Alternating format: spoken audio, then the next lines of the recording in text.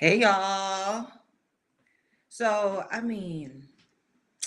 No need to go through the formalities, right? It's 7:30 on a Wednesday night. So, it must be time for the Natalie Sugar Brown show, okay? Where me, Natalie Sugar Brown, uh woman boxer, been doing it for years, not new to this, but true to this, shares my platform with you guys, my misfits, my people that chime in, and we talk about the authentic perspective of a woman in women's boxing. Okay, we talk about the news, we talk about what's going up, what's going down, and what we want to come around in this industry of women's boxing that now all of a sudden everyone is starting to love. Which, you got some people, but we're not talking about them. We talking about y'all out there that love us. Okay, women boxers, women in boxing, women who box. Okay, so yeah, not sure how long tonight's chat's gonna be, and I'm not sure who's going to chime in. But we talking about that tonight's episode is titled "And the New" because not only we have new champions coming coming on in the rankings and coming on the scene, but we got some new we got some new tea brewing. Okay, and so let's start. I think my lovely assistants may have an image or two to share tonight. Let's see, what's the gal, who's the broad that we talking about? Okay, so Natasha Jonas. And here she is with one belt, and here she is, itty bitty Natasha Jonas. Okay. Natasha Jonas just fought Eva de Carre to a decision. I believe anybody who's chiming in, I forgot. I'm not sure. I don't think it was in Quebec. But they just fought over the weekend, and Natasha Jonas with her badass coming up from 132 pounds to now taking all the belts in middle in the middleweight division. So that's 154. Okay, so this broad who was on the brink of, you know, not not being what we all thought she was going to be at 132, spinning back on everybody, spinning back on them. And not only I love the spin back. That not only is the spin back real, the spin back is like savage. Okay, she's taking all the belts, she's beating up all the broads in 154. Okay, not knocking them out, but she's beating them up. And I've mentioned this before about this baddie right here. I always get it jammed. This baddie right here, okay, she can fight. And at the end of the day, if you can fight, you got a long life in this game. Okay. So she's proven herself. I think she's proving herself to be a more substantial body, person, woman in this game, in women's boxing, where she's not just gatekeeping. She didn't just gatekeep one weight class. What she did was she said, oh, I'm going to go where I'm good at, and I'm going to make it something. So she went from 132 to 154. Michael Orr comes in. Hey, Mike. Hey, you. Hey, you. Um, Michael Orr comes in, and I love when he comes in with the facts when he does come in. He says Jonas versus Decade was in the UK. So it was in Homegirl's backyard because Jonas is from the UK. And to be honest, the only place that probably would have made, nope, I'm not even going to say it. It wouldn't have made as much money. It probably wouldn't have made any money in Quebec, where the Carré is from, and it might have it must have taken a lot of moolah to get the Carré to fight out of her hometown because she's a hometown fighter. She don't get off of her porch, the Carré. But Jonas now, she she brought her out. She invited, she said, come to my crib. You want to fight for this belt? Let's go. They fought for this belt. Now this was, I mean, these were the titles now that were up and in question, and there was some hoopla about earlier in the fall before the mega match between Clarissa Shields and Savannah Marshall, because uh, Clarissa Shields actually had some equity down in this weight division. Okay, so uh, Clarissa Shields held a title down in here. I think she even held the ringside um, belt, magazine belt or title or whatever it is. And we all know, everybody knows in boxing, and I want to say this, but I mean, it's tradition, it's the culture. Um, Not ringside, but Ring Magazine. The Ring Magazine is the Bible of boxing. Okay. So called. I don't call it the gospel. I don't call it the Bible, but you know, Ring Magazine has been holding that title and that prestige for some years now. And so Clarissa Shields held their title. And conveniently, before the mega match and before this matchup between Jonas and Decade, Clarissa Shields was stripped of that, and these two ladies had a chance to go at it. And now I believe Jonas possesses that title.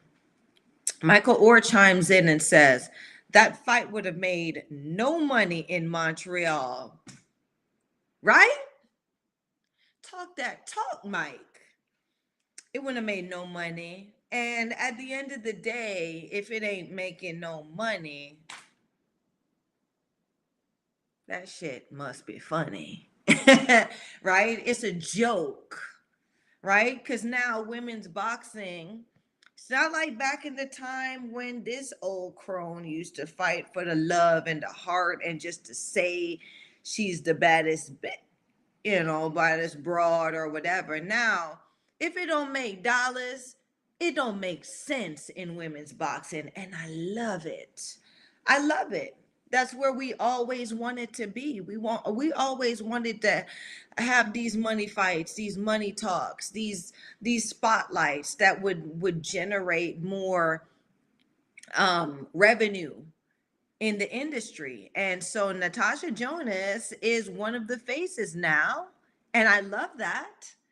And I love what she represents in making this thing real, women's boxing, right?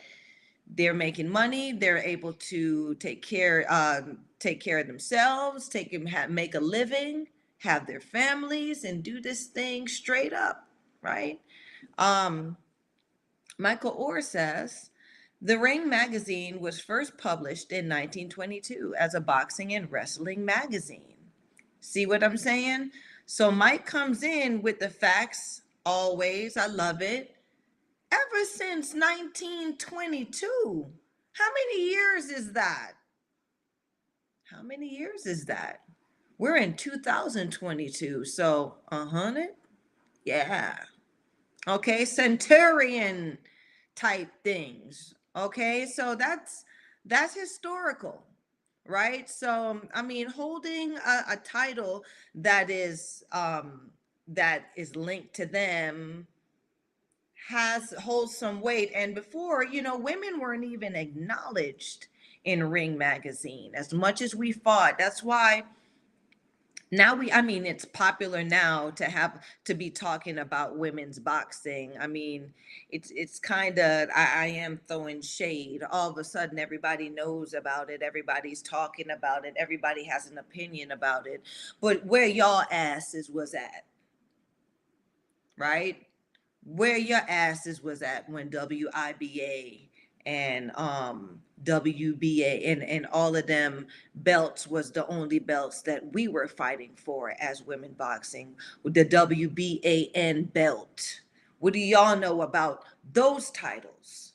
Right, y'all have an opinion, and now y'all are talking about this brought this, but there's layers to this motherfucking onion. Okay, and y'all got to know y'all got to know these facts, y'all got to know these things, right? Because in order for you to know who was what and the real about this, right, you got to know who was giving us our real props ever since. Okay. um Michael Orr says it definitely would have made some money in Toronto at the Rebel Entertainment Complex. Oh no, Mike. I feel like you trying to drop. You trying to sell something on my show, huh? Rebel Entertainment Complex. I don't know. I thought like I was the TO girl at one time, right? I mean, there was a lot of other bras, but Sugar was making it shake out there. And I just don't see now where all of a sudden there's enough people that's going to buy a ticket to watch Decade fight, especially, and I'm gonna keep it real. Montreal fighters are Montreal fighters. They're not Canadian fighters. They don't rep the set like that, right? Sugar rep the set, even though I mean I may not be Canadian, like that, but I mean Canada welcomed me into the family. They welcome Sugar for who she is and love her for that. And that's why I mean my belly button is rooted. You know what I'm saying, as a fighter, because Canada showed Suge love.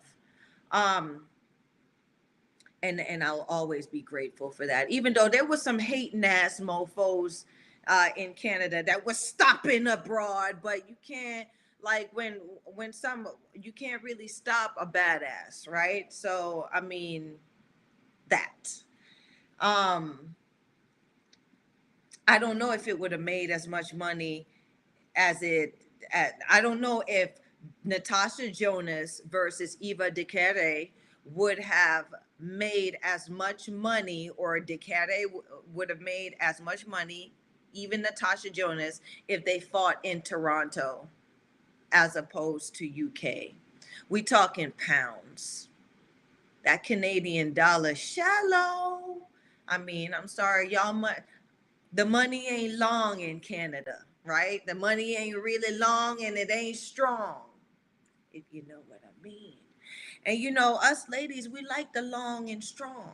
I mean, sometimes the short and light, that'll work out too. But you can't lose with long and strong. But we're gonna keep it PG, okay? So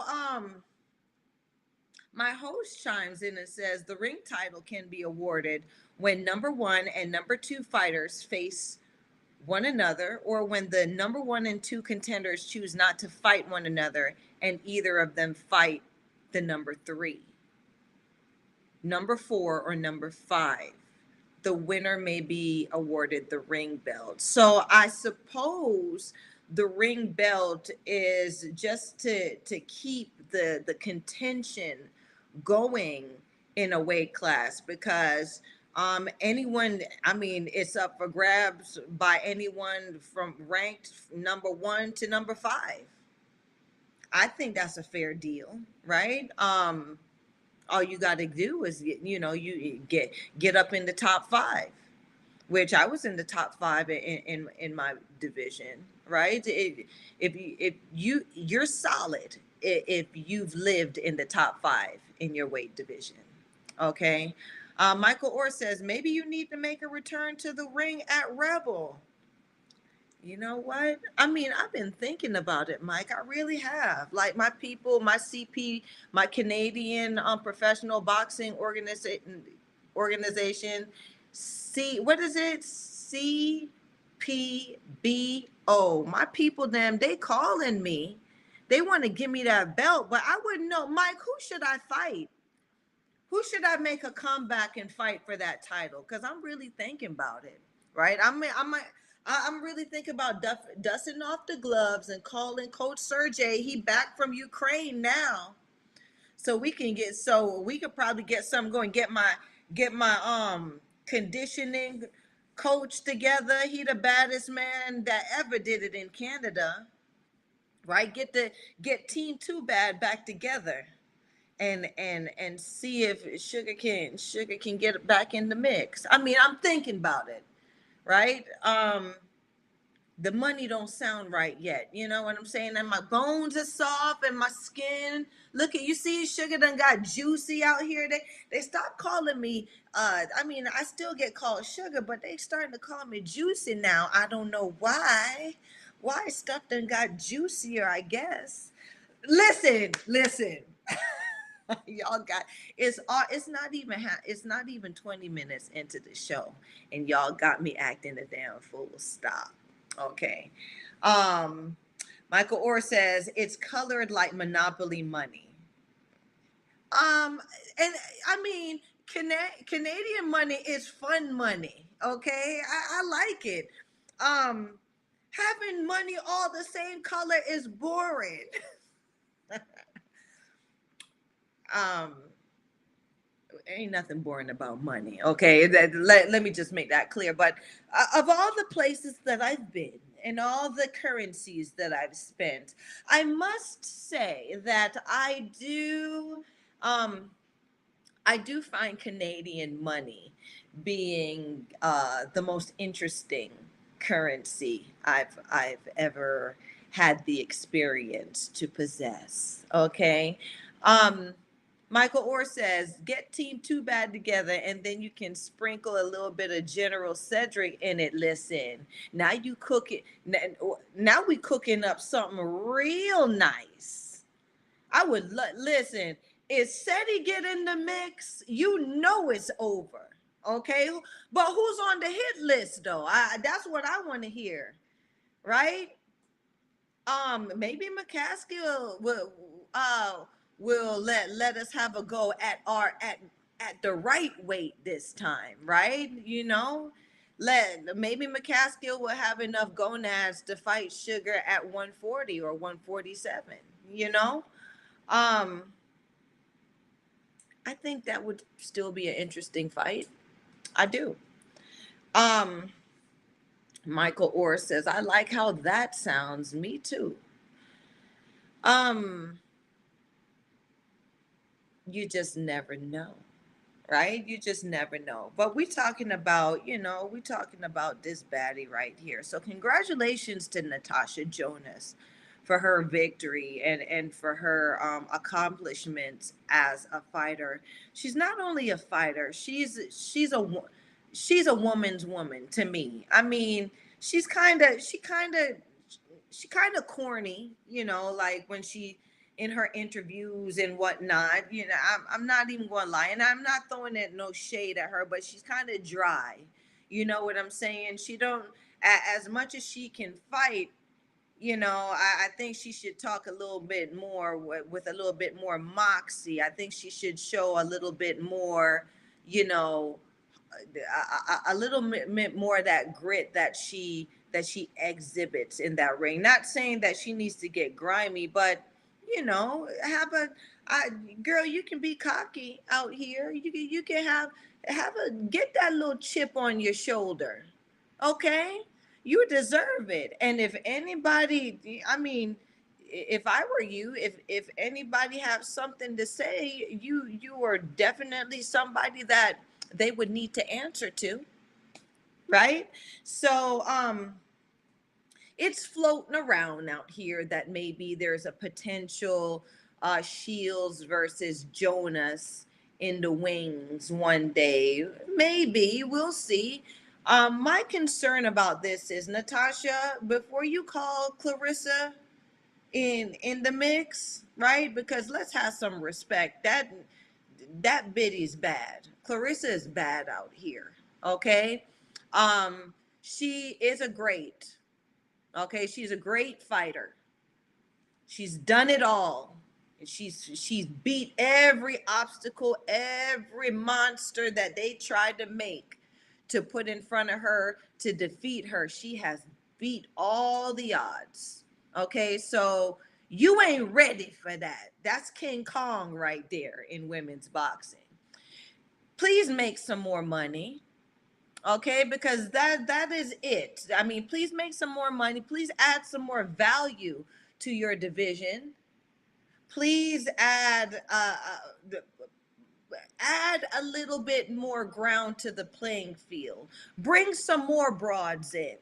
Let's see some good legitimate faces that now you can make into somebody, because you're giving them an opportunity, a platform to showcase if they are on your level or not. That's what I want all of these baddies to do, right? It's not, I really don't give a shit if you win, if you're winning. I care about if you can fight. We need more women out here that can fight, right? Because a lot of these paper tigers, there's still paper tigers out here. There's still paper tigering out here. There's still cherry picking out here. There's still, hopping to weaker weight divisions out here, and we need to clear all that shit out. We really do, right? We need some legitimate women out here that's whooping ass, and that's what and making money, right? And that's what we want. That's what we want to see. That's what we want to see in women's boxing. It ain't enough now just to be a pretty face and going out in there and throwing blows. Right now, you got to have some legitimacy behind you. You got to have skills to pay the bills. Um, Now, like I said, she's a woman's woman, meaning this woman, Natasha Jonas, has lived life. Okay, she's grown from a young woman, a young lady, into a grown ass woman into this sport, right? She started boxing. I think she was a youngin'. She was in her teens boxing. Okay, she became she had her she got relationships, became a wife while she was a boxer. Okay, became a mother while she was a boxer. I'm sure she's somebody's daughter, sister, friend, and maintained that life, the ups and downs of it. She's a divorcee now, single mother, still doing this. So I call that a woman's woman, right? Because not only is she living the life of a woman out here, of like us women out here, but she's also living the life of a female fighter. And she's living the life that us female fighters dreamed of, have always dreamed of, meaning we're not having to do no side hustles. We're not trying to, well, we're not having to do anything outside of just boxing. Now she's doing this and she's a fighter. She gets to be a fighter for a living. Okay. I tried to live as close as the dream as I could. I had many gigs outside of boxing.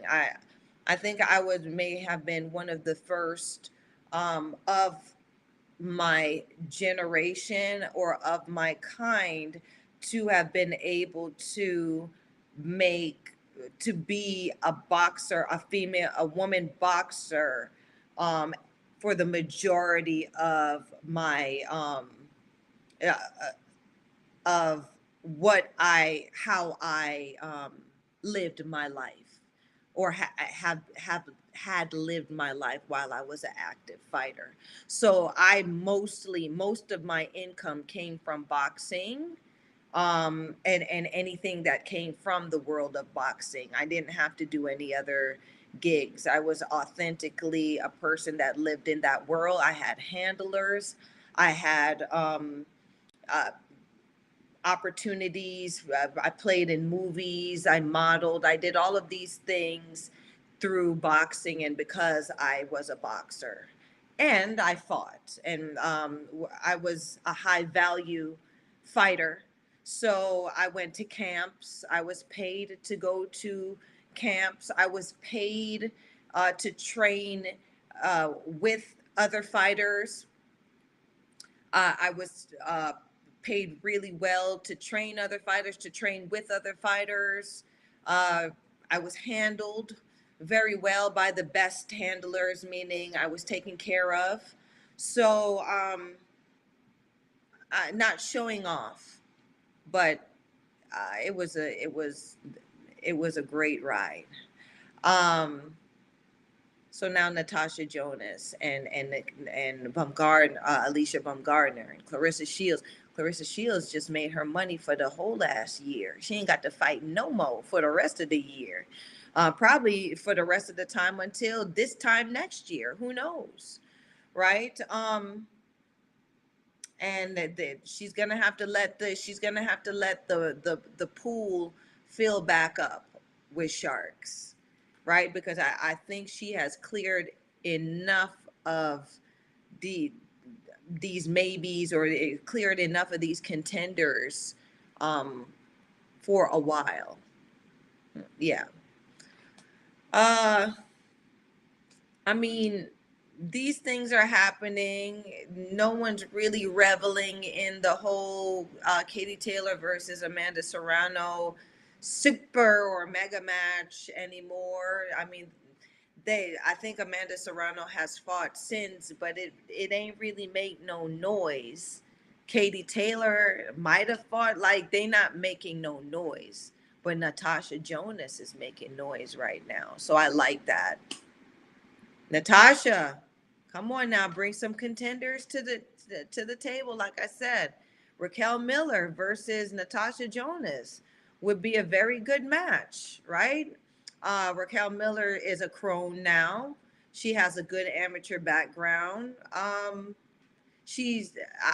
think at middleweight she would be entertaining to watch versus Natasha Jonas, and it would be an interesting fight to see how Natasha Jonas would navigate against a contender like Raquel Miller. There are a lot of other contenders out there at middleweight, but like I said, I don't look at them.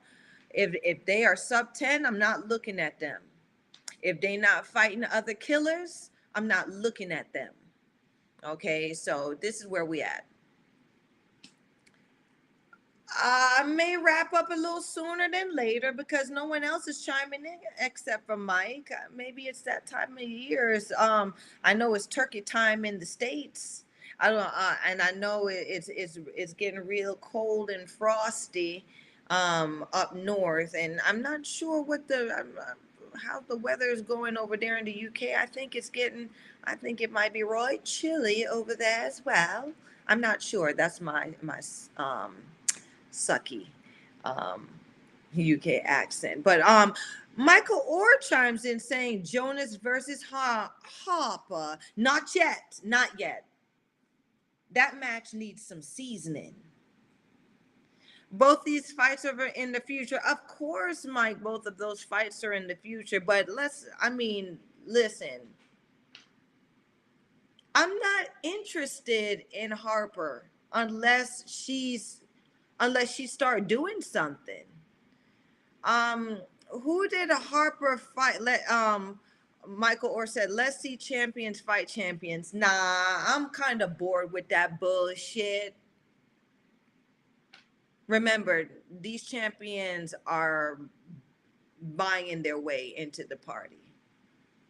I want to see some contenders. Like, I'm not even going to lie. I watched bare knuckle boxing, fighting. I watched the lingerie boxing. I watch basement fighting. Yeah, that's my thing. I'm sugar. I love to fight. I love fight, right? So I watch all of those different platforms. I watch contenders from all of those different places because I'm not going to lie. Sugar been in some of them places a time or two too. I'm not even going to lie. Like, when the memoir comes out, y'all just don't even know, right? Uh, I, I've had to fight.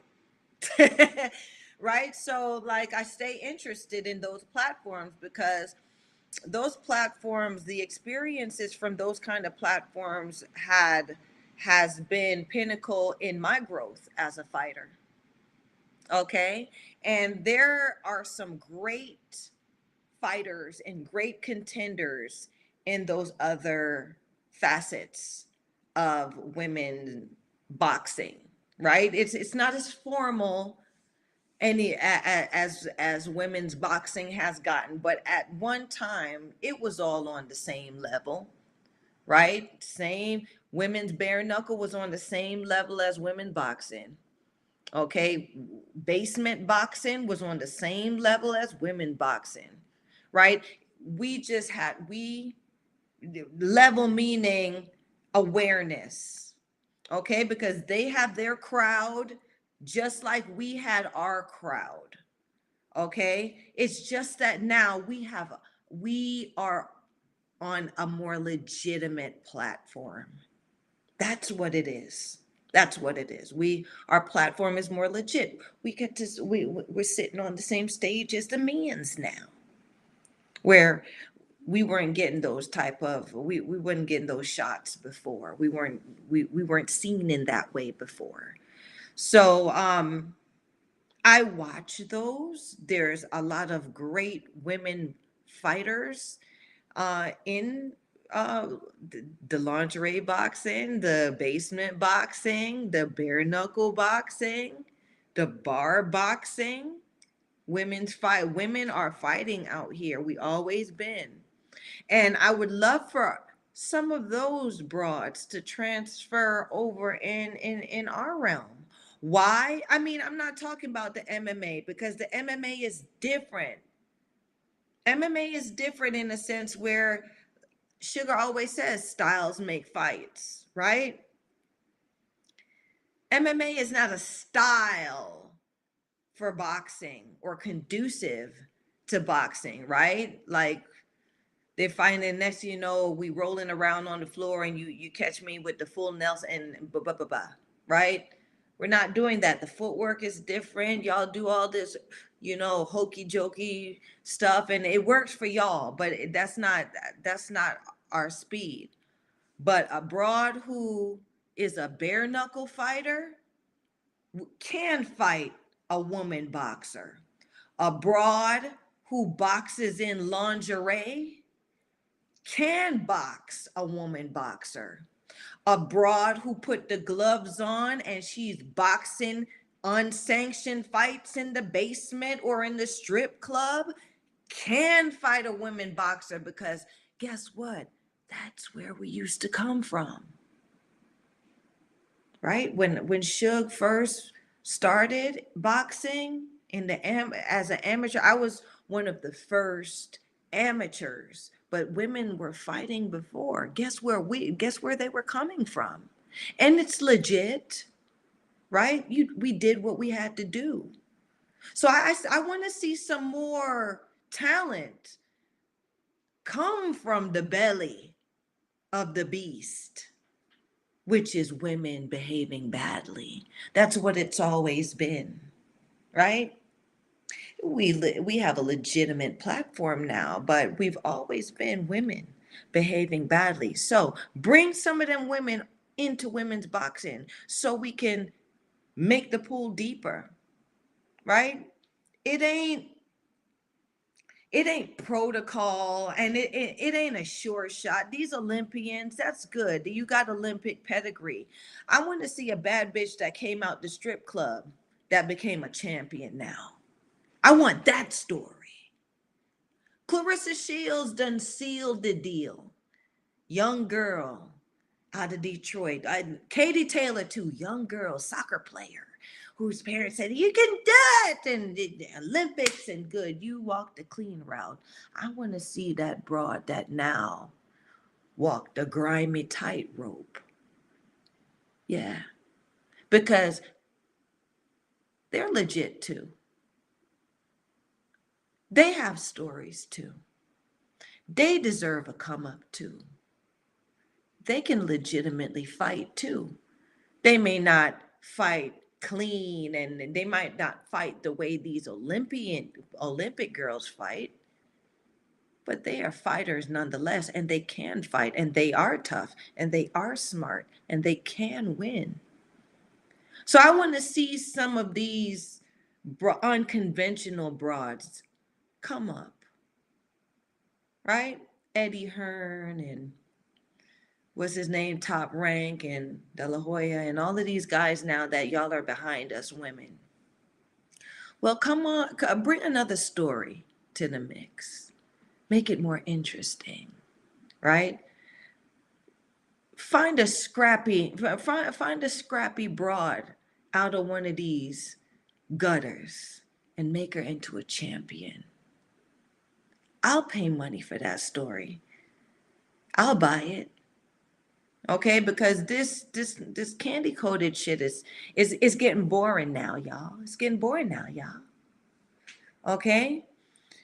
It's always been about women behaving badly, just like in the men, right? That you had Joe Frazier, who used to pop the neck, used to literally pop the cows' necks. He was a butcher. Like he'd slaughter cows with his bare hands, and then he became a boxing world champion. Well, who's that broad? The only broad I know that became a great, she's a great fighter, is Tori Nelson. And nobody talks about Tori Nelson like that. But Tori Nelson, right, came in the game as a crone, won all her titles as a crone. I'm gonna do a show about Tori. I love Tori. And she's so humble with it. She'd talk to anybody, right? But she one of the baddest mothers out there. You heard? Okay? With a smile on her face and just as humble, and kick your ass. Whoop your ass. Omar Johnson chimes in. Everyone spread the word. This is something that needs to get out. 100. Hey, Omar Johnson. Thanks for chiming in. Thanks. Yes, y'all. Spread the word. Like, subscribe, share this sugar. Well, yeah, I mean, that's a story that I definitely bought, and I think that should have had more attention. But it's because Tori Nelson was a crone, and they didn't really want to market her story and a crone at the time that she was coming through. But noteworthy story, okay, noteworthy fighter.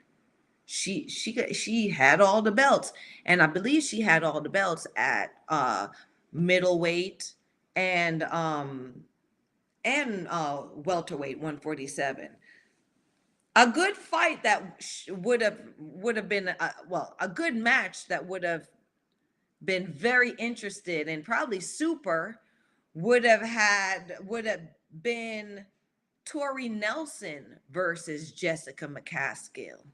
All of y'all brainiacs out there that are talking about y'all are giving the number one authentic and whatever information on women's boxing. Well, let's talk about it. Let's bring it back, right? Do y'all know about Tori Nelson? Right? Do y'all know? Okay, so Tori Nelson versus Jessica McCaskill would have been an excellent fight. Trifine Scott. Okay, we got some feminine energy because I see your picture. Trifine chiming in, saying sugar, mad knowledge in the game. Trifine's got everyone leave a like. I'm liking what y'all are saying. Everyone leave a like. Okay, my people are starting to chime in, and I like how it sounds in the room. I like how it's sounding in the room. Michael Orr says Nelson, 20 wins, 2 losses, 3 draws. That's a good record. Okay, so they built her good, but she was solid. She was legit. Uh, yep, Tori Nelson, 5'6", 64-inch reach, and a dog in there. Okay, meaning she is she is who Jessica McCaskill would want to be like one day, right? If McCaskill gets her shit together and actually gets some skills and tries to be a proper fighter, meaning like you're not relying on your people scamming other fighters and buying your way into position. You're really going through you really going through the motions, and you're training and you're fighting, and you're turning your talent into something that produces in the ring, right? You're not just beating up on people that you're set up to beat. Tori Nelson was moved very well, but she took the chances that she needed to take, and she conquered, right? She moved up the way she should have, and that's what made her legitimate in the game, right? I believe she did have a bit of amateur experience, but she wasn't no amateur this and that and this. She was just somebody. She was a fighter that got the opportunity. She wouldn't it wasn't clear and clean cut for her. She got the opportunities, and she stepped up and she did what she had to do. Michael Orr says she fought Shields and Hammer. Okay, so she fought Clarissa Shields, and Tori Nelson was a welterweight, 147, right? We were around at the same time. I would have fought Tori, right? And I know that shit would have been a knockdown, drag out, right? But it would have been an honor to be in there fighting her, because Sugar ain't letting up neither. Okay, so these that's what I'm saying. These are the matches that need to happen. So it's not champions need to be fighting champions. It's real fighters need to come on the scene, right? Real fighters need to fight. These champions need to now start fighting real fighters to legitimize their value out here, because it's really just not enough to have a belt. If y'all been watching the Sugar Show and keeping up, belts are bought. They're not won. Okay, so it's not enough just to have a belt. You got to be about your business. You got to be about this life. You got to be able to stand in there with the big girls, the big broads, the big crones. Michael Orr says she fought Shields, Tori Nelson, which is not who's pictured here, but Tori Nelson fought Clarissa Shields and Christina Hammer 6 months apart. So she must have been the gatekeeper that opened the door or let punk ass Hammer know if she could handle Shields or not, right? Because it wasn't Shields. Shields ain't no punk. Christina Hammer, I'm saying it, is a punk, right? You've seen she hasn't fought since, I don't think she's fought properly since Shields whooped her ass, right? So that there's the story. But this welterweight now stepped up to fight super middleweight champion Clarissa Shields and heavyweight champion Christina Hammer, Tori Nelson. I wish y'all had an image of Tori Nelson that y'all could just throw up there, because I mean, it was about to, I mean, the show is and the new, right? But now Tori Nelson is the person that I'm talking about, because she is the woman. She is the woman that has set the tone for this Natasha Jonas come up. She did. She set the tone, right? It was fighters like Tori, because there were fighters before Tori, Terry Blair and them, right? That they weren't clean cut, but they would fight anybody, right? And they passed the test. They would always make sure they passed the test, because ain't nobody buying their way through. They know they had to work. Michael Orr said Tori Nelson went the distance with both fighters, so with Clarissa Shields and Christina Hammer. And those are her only two losses. Now we talking about great Tori Nelson. Michael Orr says she fought Shields at 165 and Hammer at 158. Christina Hammer went down to 158. Wow. But Christina Hammer was heavyweight champion. So, I mean, maybe that fight, because I'm going to give Christina Hammer some credit now.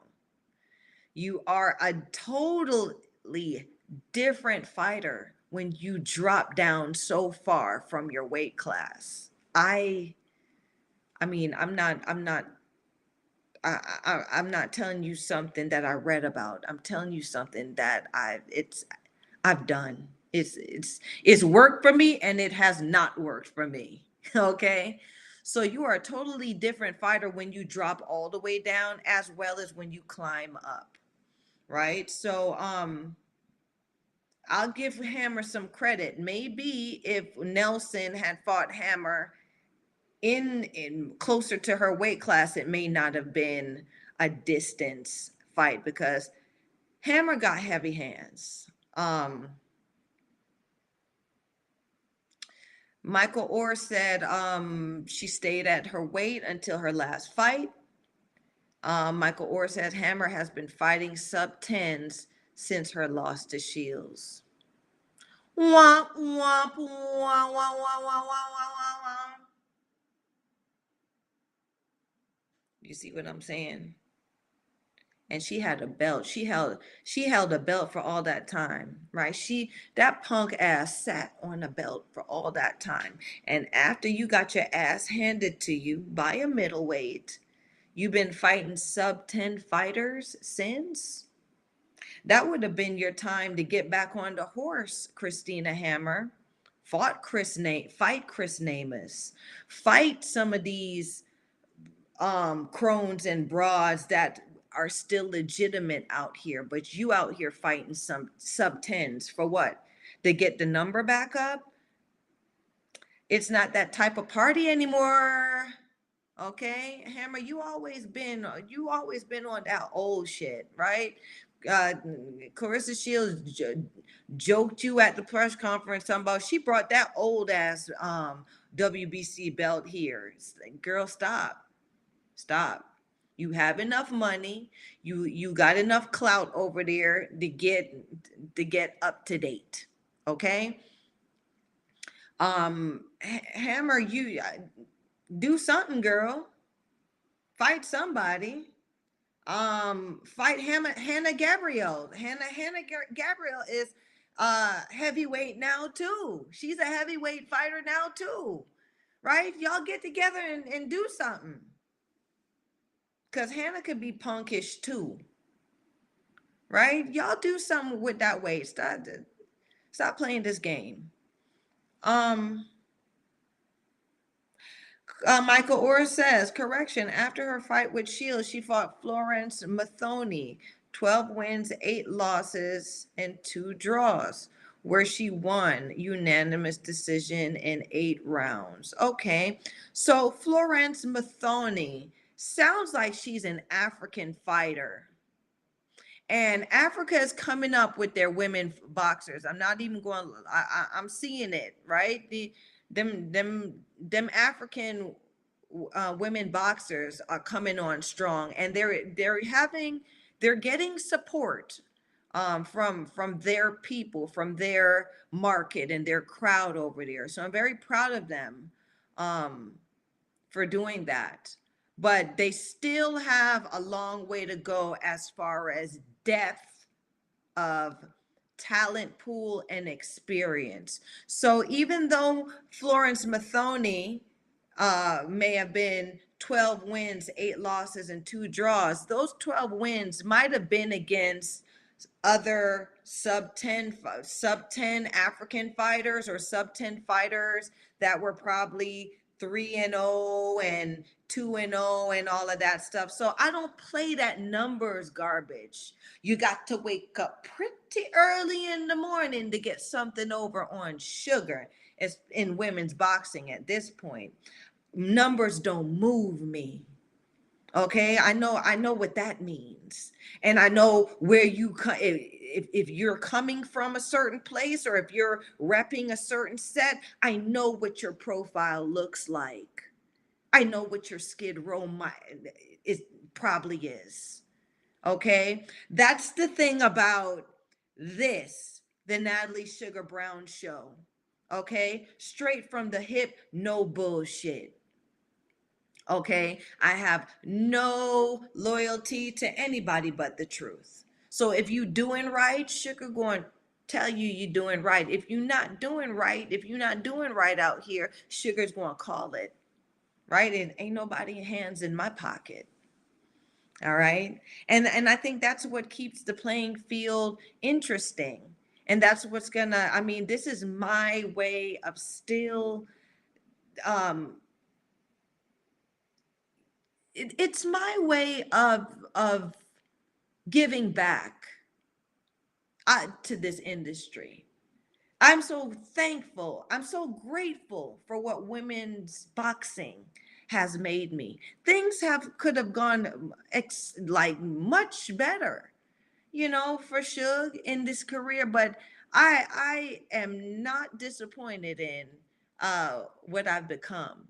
And it's because of those who have kept it 100 with me, even when it hurt. Okay, so I'm keeping it 100 with all of y'all out here, fighters that are coming up, right? Y'all broads out there, y'all baddies out here, there still fighting in the strip club, still fighting in the basements, right? Bare knuckle fighting, lingerie fighting. I see you. Yes, girl. I listen. And you still good with me. Come on over to women's boxing, right? Come on. Just dust the path off because it was always there. Come make some money over here. Come make us some money, right? Come make some money with us. Okay? Because I just want to keep it transparent that this game has always been women behaving badly. Okay? And it doesn't matter where you've come from. You have a fighting chance in this industry. And if you have a talent to do that, you don't have to have been an Olympian. You don't have to have been of a certain pedigree. Just have the heart and be true and do this thing with all of your might and do and grow as a person in this, and you'll get to the top, I promise you, because boxing in itself is a karmatic. I hate calling it a sport. Boxing is a karmatic lifestyle. It's a lifestyle. And the ones that you see beat up and, going through stuff, it's karmatic. And the ones who you see blossom and bloom and make it out of it with their face and their faculties, it's karmatic. Trust me. Trust me. I mean, y'all want to talk about Muhammad Ali? It's karmatic. Okay, because there have been fighters just as great as Muhammad Ali that have done their time and they came and left, right? My man Sugar Ray Robinson. I mean, even though they talk about he wasn't great at his finances and he was the one that paved the way. He was one that paved the way. So he wasn't very smart in his business dealings.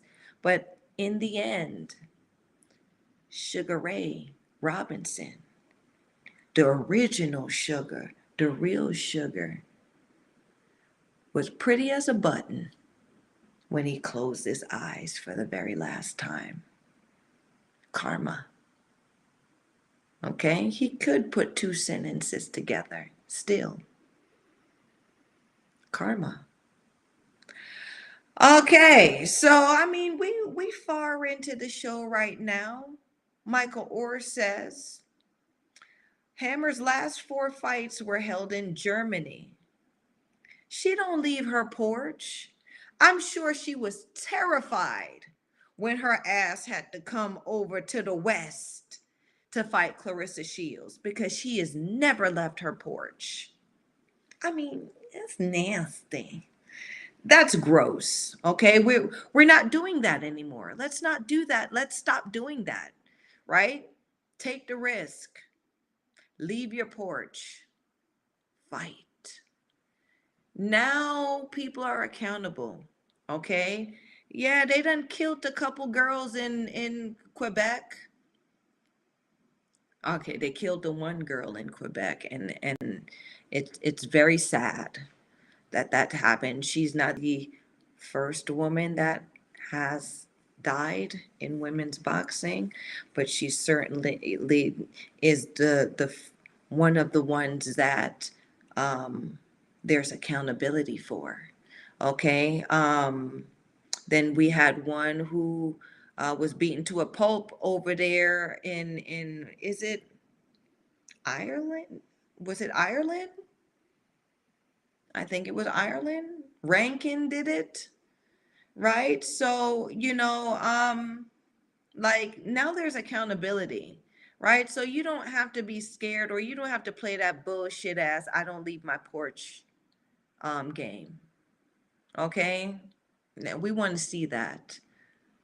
About my father's business. What? You ain't checked in a long time. Where you been at? Give me some answers. About my father's business says, what's up? Just coming in, sugar. Glad to see you about my father's business. I mean, tell me what's good where you at? Tell me what's good where you at? Are there any bad broads around where you at about my father's business? Talking about just working. I'm sure you are just working. Well, thank you. And thanks for chiming in and taking the time to come see Sugar. Okay. Um let me know if any of you guys, let me know who these upcoming unheard of baddies are that y'all are seeing out here that y'all might be impressed with. Okay. um I like to hear about the grassroots uh level too. I like to hear the grassroots out here. At one time Sugar was a grass root Okay, and hard work make you grow and climb. So yeah, y'all who are just chiming in, we talking about, that this broad right here, Natasha Jonas, who just fought a Canadian, Eva de Carre, I guess she's supposed to be the jam over there in Montreal, but she beat her for the middleweight title over there in UK. And you know what? As far as Decade, I'm gonna make a suggestion, baby girl. Sit your ass down somewhere now. Sit down. Yeah, sit down. It's starting to look bad. You're starting to look bad out here. Like you're always going for these titles and losing. You need to you need to leave and come back again. Like you need to reinvent yourself.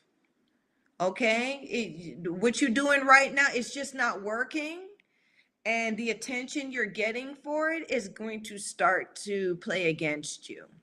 Okay, it's still that it's still a game in that sense, Decade. Okay, so we want to put a little spotlight on you. You're a high profile opponent now, which may have gotten you opportunities and may have gotten you paid, but ain't you tired?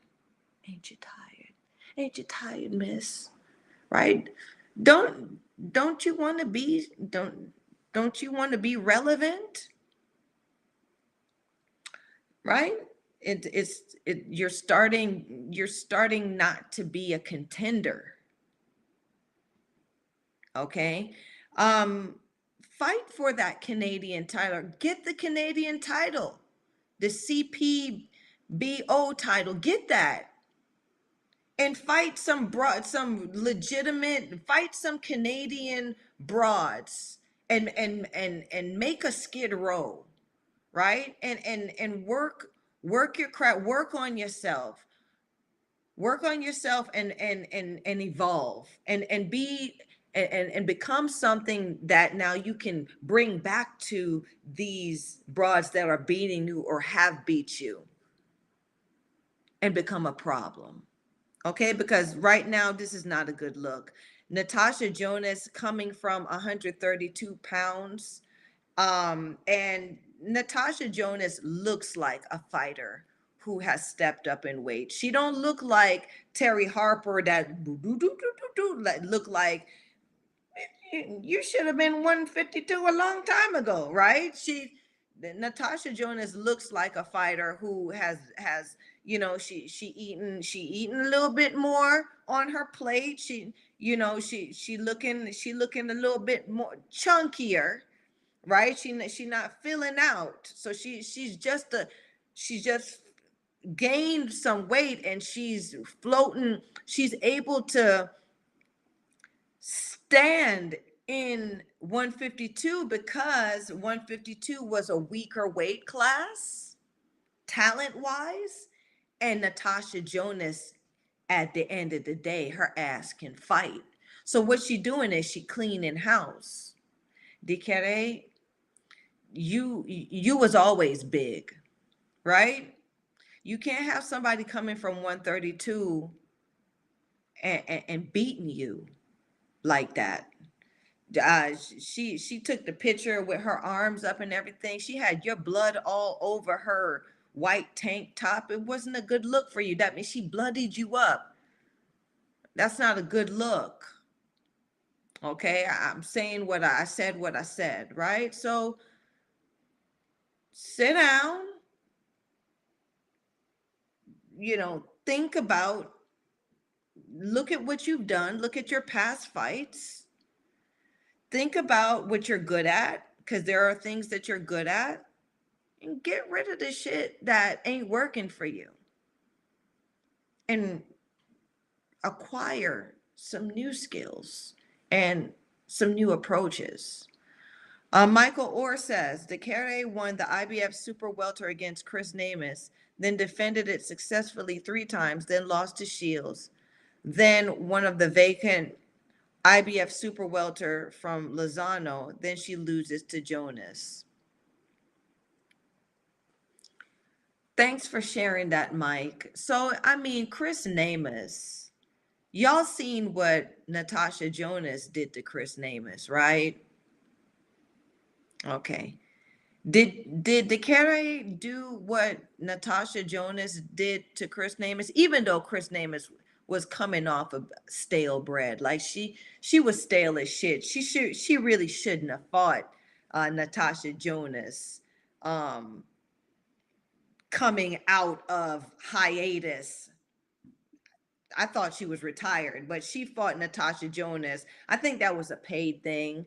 Her guy, her manager or her guy at the time was knocking hard at my door, talking about sugar, I can get you these fights, sugar, not knowing that, I'm hip to the game. Like you trying to get me these fights because I'm stale. I haven't fought, and you trying to make some money off my blood, and that's not going to work, right? But Chris Namus, she bit the bait, okay, and this guy got her the fight with Chris Namus, got Chris Namus the fight with Natasha Jonas, and Chris Namus got knocked out or knocked down bad by Natasha Jonas.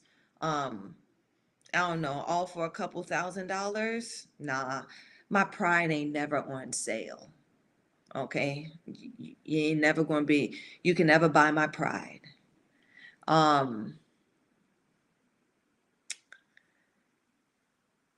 Michael Orr said, she beat Namus unanimous decision over 10 rounds.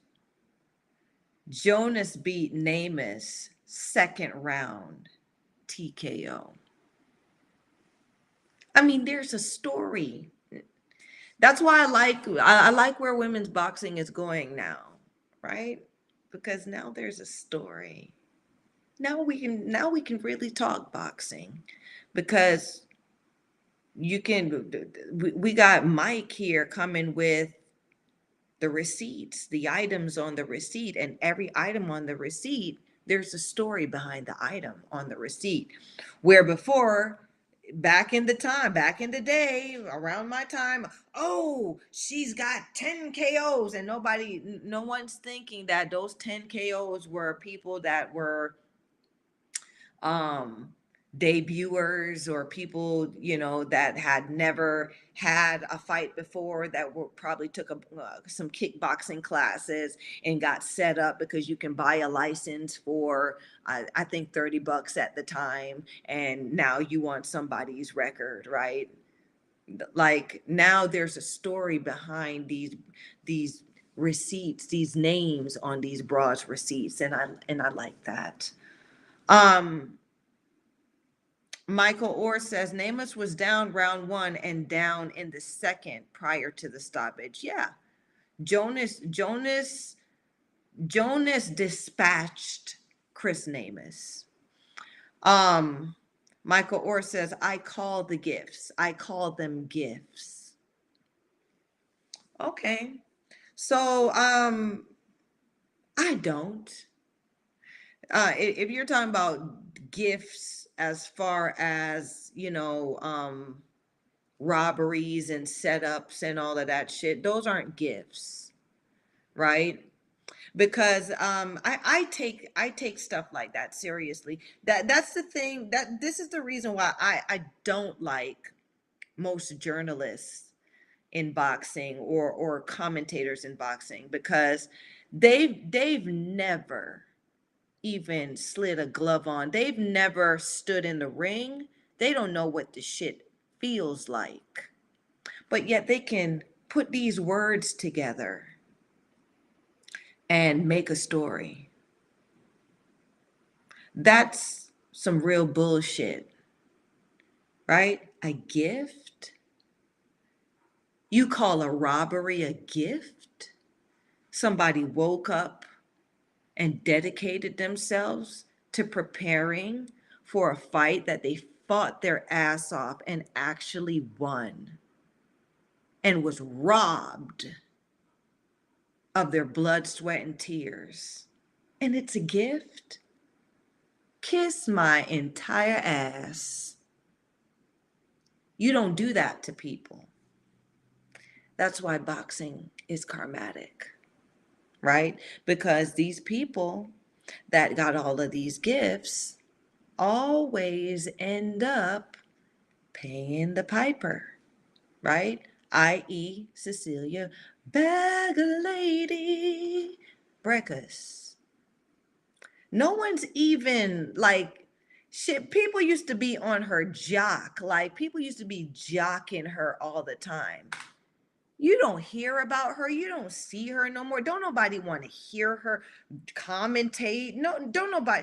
She's not a part of anything anymore. No one's giving her any awards. And it's like people like it's come to roost. Like, now it's shown that nobody really nobody really respected you all that time. You was just paying the damn bill.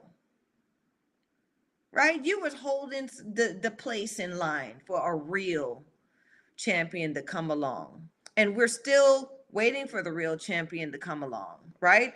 I think Chantel Cameron is a real champion that has come around. And I hope she steps up to 147 and takes that too. Right? But I mean, I don't at the same time, I hope another broad, another bad comes out from nowhere, comes out from the grimy depths of wherever women behaving badly comes from, and just is the scourge, becomes the scourge of 147, and nobody knows where she comes from. That's an awesome story, right? And I want it to be the grimiest story too, right? I want her to be one of them that came up from the gutter, from the basement, fighting in somebody's basement, fighting on somebody's bar, strip club, whatever. I want that story. I do. It's just interesting, right? But she got to be real. She got to be real. She got to be a real fighter, a real badass. Somebody that you know is legit. Not somebody who sold ass to get where she has the belts. Someone who really fought to get herself out of the gutter, out of that gutter. Or a housewife, right? A housewife that decided, you know what, I'm going to try this. And she behaved badly. And she kept behaving badly and dedicated herself to it until she became a champion. These are the stories that I want to hear. These are the stories that sell. This is real shit. One of my baddies that I teach in my boxing groups, because Sugar teaches the craft.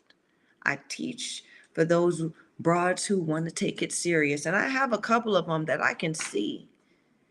If she really focused in, if she really locked in, she'd take this shit. She could take some of these paper tigers out there right now, but she gotta believe it in her heart, and she gotta lock in and be dedicated. But that a lot of these broads out here have a story that they don't even realize is real.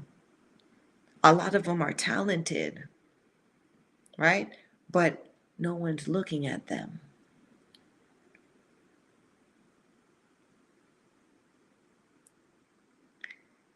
These are the champions that need to be made, right? The Olympic thing, it's been done. We want real broads, real crones, real women out here that have a fighting chance and are dedicated to fighting and making it to the top. Uh, so Michael Orr, with reference to the bad lady, Cecilia Brækhus says she's becoming a part of the past. A part of that. She's the past. She's a cold fart in the wind. Have you ever, like, have in any of our conversations, it ever came up to where, oh, Cecilia, no, she hadn't done anything remarkable in her time besides receive gifts. And so that's why there's no story with her. There's nothing to talk about. Um, Michael Orr says the curtain call. Yup. Or whatever it is. Yeah. Close the curtain on that broad. She's stick a fork in her. She's done. Okay. But they're like Tori Nelson. Okay. There have been some real ones out there that I will always shout out and give the spotlight to. And there are some real ones out there now, right? But you still got to make your story, you guys. So I'm gonna give a shout out to my peoples because I'm gonna wrap up now. Okay, so tonight we had Michael Orr chiming in. Thank you, baby, for because you've been absent. So I like to see you face in the place. Okay, my host chiming in. Okay, Omar Johnson for coming through. Talking about who over there? Who over there? Trifine Scott. Okay, we got some feminine energy in here, and all my people, all my viewers out here that watch, right? My supporters from WBAN, the Women's Boxing Archive Network. Y'all know we've been had our ups and downs, and yeah, I know you low key. I low key get on your damn nerves, but I love you. Sue Fox, thank you for chiming in and supporting me and supporting women's boxing. Y'all always, if y'all want the news about women's boxing, find WBAN on the internet, on Facebook. Okay. I think that she might be on Twitter. Find it. It's been the Bible. That is the Bible of women's boxing. Okay, just like Ring Magazine is for the men's or so-called boxing, WBAN is the Bible of women's boxing. Okay, they been Sue Fox been okay. She been biased sometimes and she been truthful sometimes, but she been sticking with us the whole time, and we love her for that. About my father's business. Oh, and Eddie Montevolo. How can I forget Eddie? Right? He's coming out with a podcast soon, and I'm hoping that he let Sugar. He let Sugar show up some on his, give the world a little sugar on his podcast. But yes, Eddie Montavolo has been an advocate, has been a supporter, a protector, a promoter, a helper of women and women's boxing and women boxers. Okay, I got to shout these people out because they not new to this. They true to this. They are the gospel. Peter, Paul, Matthew, and them. You know what I'm saying? With Christianity. Well, for women's boxing, it's Sue, Eddie, Mary Owen, who been taking pictures. Ben. Okay, these are the apostles. These are the people who have been. Okay, these are the names. You will not hear these names anywhere else because don't nobody else know shit about women's boxing. Okay, so I'm speaking these people's names out of love. Like I said, I know I get on their nerves. They may low key not even like the girl, but I gotta give respect and love to them because they been. Um, about my father's business. Thank you for chiming in from uh on a Wednesday night with Suge, coming off of a long day of, well, at work and working and just um dropping in and showing love. I really appreciate that. um like, subscribe, share this sugar, okay? And y'all, I mean, leave me some messages down here. It has, oh, you know what I wanted to just mention really quickly? Y'all heard about what happened with Delphine Pursoon and Iram Kerwat or whatever? Yeah, she got a funny name, and y'all know Sugar ain't good with names. Y'all heard about Delphine? Y'all heard Pursoon hit that girl while she was down in the back of the head on some, what was it, Roy Jones versus who? Because Ikram Kerwat, she was training with Roy. She was training with Roy, so Roy must have got her hip to the rules of that shit. But anyway, she got Ikram. She's trying to get there. She hasn't really done anything legitimate in the game. So her stepping up to fight Delphine Pursoon, I guess, was her attempt at having some legitimacy.